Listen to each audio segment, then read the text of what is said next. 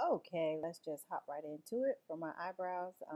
I don't usually do this step, but you can certainly smooth your eyebrows out with a spoolie.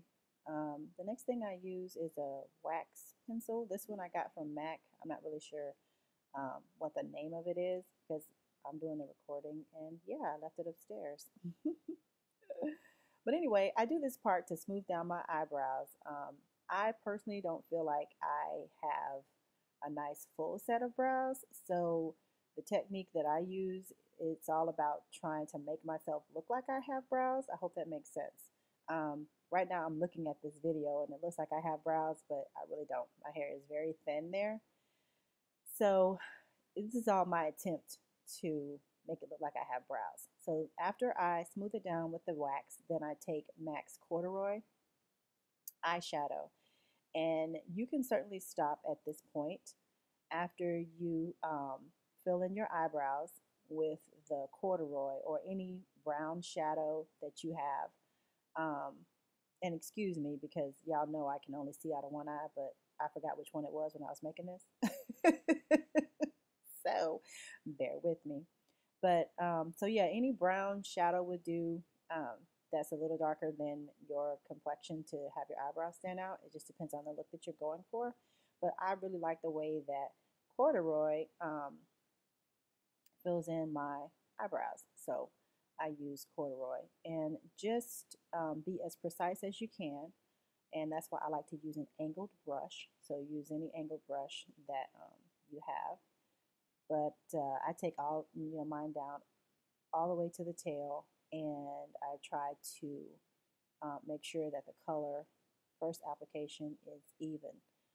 The next thing I do, and this is certainly optional, and you can stop right at the corduroy because it looks fine. I take Makeup Forever's Aqua Brow in number 30.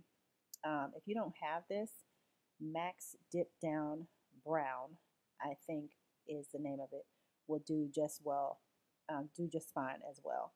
So, and of course, like I said, you can skip this step. I just do this step because I want to make my eyebrows look fuller than they are. So just keep that in mind. So I take another angle brush, but this angle brush is a little bit sharper than the first angle brush to lay down the corduroy. And I outline the brow with the aqua brow. And then I'm going to fill in my brow with this as well. Okay, I don't know what happened. I hit the record button and yeah, so I'm back. But yeah, so just take your time doing this part because, like I said, I'm just filling it in with the aqua brow.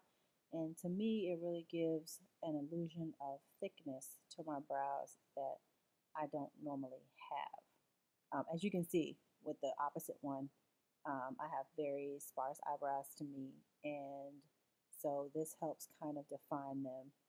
And most people will shade in that front part and make it a little lighter. You can do that as well with a little bit of concealer. Sometimes I do, sometimes I don't. It just depends on what mood I'm in. But I just take my time. And that's the key to eyebrows. Just take your time. Don't rush this part. And your eyebrows will come out fine.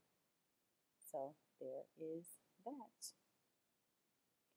Okay, the next thing I do is define the eyebrows, and I like using MAC's Studio Finish Concealer in NC45, and that's my general color.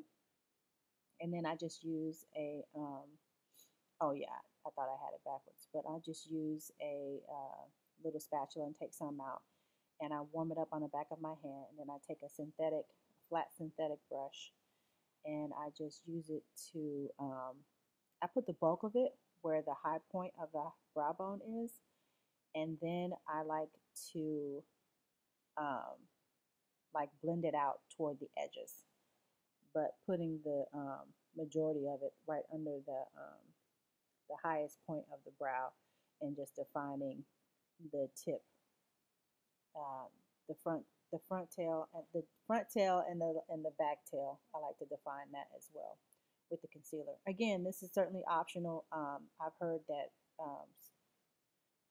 people are getting away from defining the brow, but it's really up to you and what you like.